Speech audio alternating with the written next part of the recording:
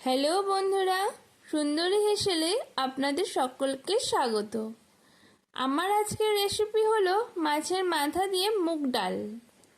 সাধারণত অনুষ্ঠান বাড়িতে আমরা এইরকম মাছের মাথা দিয়ে মুগ ডাল খেয়ে থাকি, আর খেতেও আমাদের ভীষণ ভালো লাগে। তাহলে চলুন বাড়িতে কিভাবে এই রেসিপিটি বানাবেন তা দেখে নেওয়া যাক। মাছের মাথা দিয়ে মুগ ডাল বানানোর জন্য সবার প্রথমে আমি এখানে 5 পিস কাতলা মাছের মাথা ধুয়ে পরিষ্কার করে নিয়েছি। এবার মাছের মাথার মধ্যে আমি দিচ্ছি 1 চা চামচ হলুদের গুঁড়ো, আর দিচ্ছি 1 চা চামচ লবণ দিয়ে এবার আমি মাছের মাথাগুলোকে ভালোভাবে নুন আর হলুদের সাথে মাখিয়ে নেব।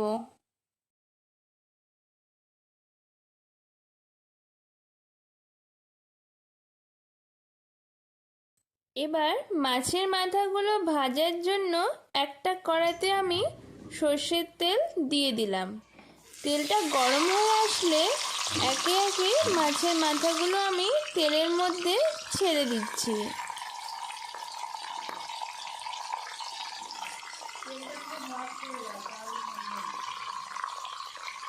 মাছের মাথাগুলোকে আমি এপিঠ ওপিঠ দুপিঠ ভালোভাবে লাল করে ভেজে নেব।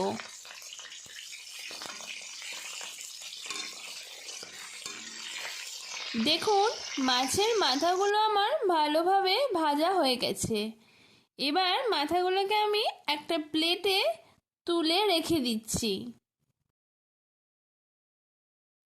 এই রেসিপিটা বানানোর জন্য আমি এখানে 200 গ্রাম মুগের ডাল নিয়েছি, আর একটি কড়াইতে আমি ডালগুলো সব দিয়ে দিলাম। দিয়ে শুকনোভাবে একটু হালকা ভেজে নেব।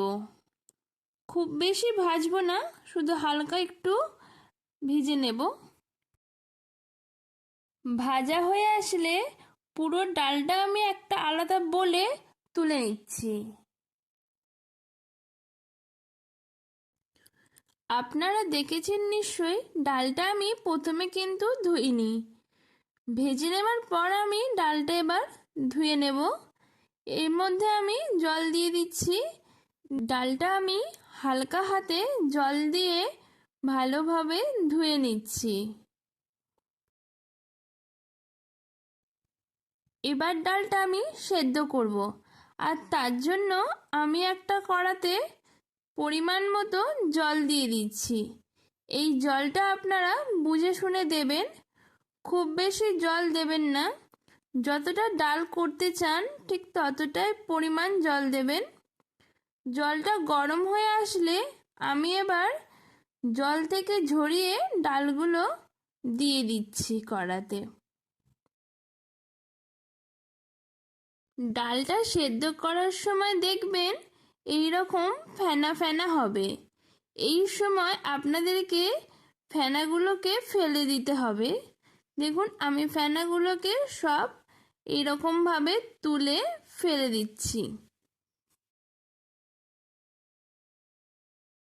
ডাল থেকে ফেনাগুলো ফেলে দেবার পর আমি এর মধ্যে দিচ্ছি 1 চা চামচ হলুদের গুঁড়ো দিয়ে আমি ভালোভাবে একটু নাড়িয়ে চাড়িয়ে নিচ্ছি। এই সময় আপনারা খেয়াল রাখবেন ডালটা যেন নিচে বসে না যায়। এই ডালটা আমি 80% মতো কুক করব। এরপর আমি এর মধ্যে দিচ্ছি 1/2 চা চামচ লবণ। সেদ্ধ করা ডালটা আমি রেখে দিয়ে এবার একটি কড়াতে আমি ওই মাছ ভাজার তেলে দিয়ে দিলাম 3টে তেজপাতা আর 2টো শুকনো লঙ্কা দিয়ে আমি এটাকে একটু তেলের সাথে নাড়াচাড়া করে নিচ্ছি। এরপর আমি এর মধ্যে দিচ্ছি 1 টেবিল চামচ রসুন কুচি দিয়ে রসুনটাকে আমি তেলের মধ্যে ভেজে নিচ্ছি। হালকা ভাজা হয়ে আসলে আমি এর মধ্যে একটা বড় সাইজের পেঁয়াজ কুচি করে কেটে নিয়েছিলাম সেটা দিয়ে দিলাম, দিয়ে ভালোভাবে ভাজছি। খুব বেশি ভাজার দরকার নেই। হালকা একটু ব্রাউন কালার হয়ে আসলেই আমি এর মধ্যে দিয়ে দিচ্ছি 1 টেবিল চামচ আদা আর রসুন বাটা। দিয়ে আবারও আমি সবকটাকে একসাথে ভালোভাবে ভেজে নেব, যাতে আদা আর রসুনের কাঁচা গন্ধটা চলে যায়। এরপর আমি এর মধ্যে দিচ্ছি 1 কাপ টমেটো কুচি। দিয়ে আবারও ভালোভাবে আমি টমেটোটাকে ভেজে নিচ্ছি।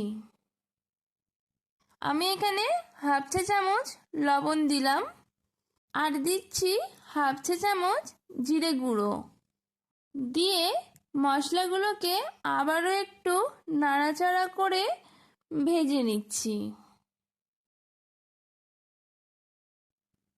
এরপর আমি এখানে দিচ্ছি হাফ চা চামচ হলুদের গুঁড়ো আর একদম সামান্য পরিমাণে লাল লঙ্কার গুঁড়ো। আপনারা আপনাদের ঝালের পরিমাণটা বুঝে শুনেই দেবেন।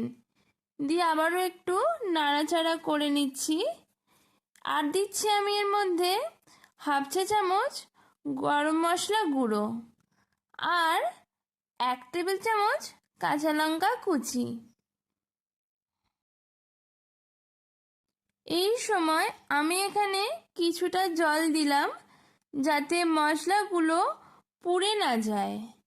জলটা দিয়ে আমি আবারও একটু মশলাগুলোকে ভালোভাবে কষিয়ে নিচ্ছি। দেখুন আমার এই রান্নাটার খুব সুন্দর একটা কালার এসেছে। আমি নাড়াচাড়া করে ভালোভাবে কষাচ্ছি।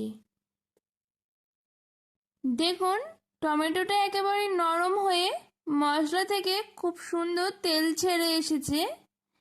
এই পর্যায়ে আমি মাছের মাথাগুলো যে ভেজে রেখেছিলাম সেইগুলো একে একে দিয়ে দিচ্ছি।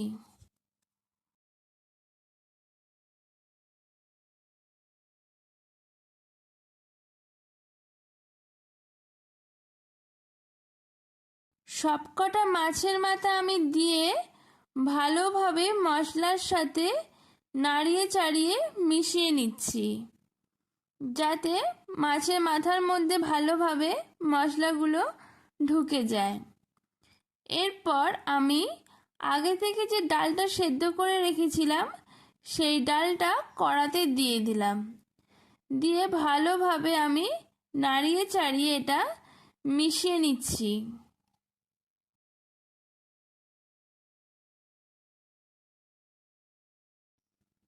ফুটে আসলেই আমি ওপর থেকে 1 চা চামচ গরম মশলা গুঁড়ো ছড়িয়ে দিলাম আর ওপর থেকে দিচ্ছি ধনেপাতা কুচি।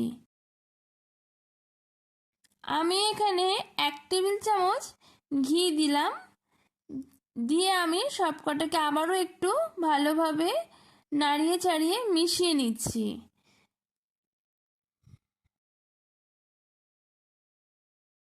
মেশানো হয়ে গেলেই মাছের মাথা দিয়ে মুগের ডাল রেসিপি একেবারেই তৈরি হয়ে গেছে আমার। এবার পরিবেশন করার জন্য আমি একটি সার্ভিং বলে তুলে নিচ্ছি। গরম ভাতের সাথে এই ডালটা খেতে আপনাদের অবশ্যই খুব ভালো লাগবে। আমার বানানো এই মাছের মাথা দিয়ে মুগের ডাল রেসিপিটি আপনাদের কেমন লাগলো সেটা অবশ্যই কমেন্টে জানাবেন। ভালো লাগলে একটা লাইক করবেন আর আমার চ্যানেলটাকে সাবস্ক্রাইব করে আমার পাশে থাকবেন। আজকের মতো ধন্যবাদ। দেখা হচ্ছে আবারও পরের কোনো ভিডিওতে।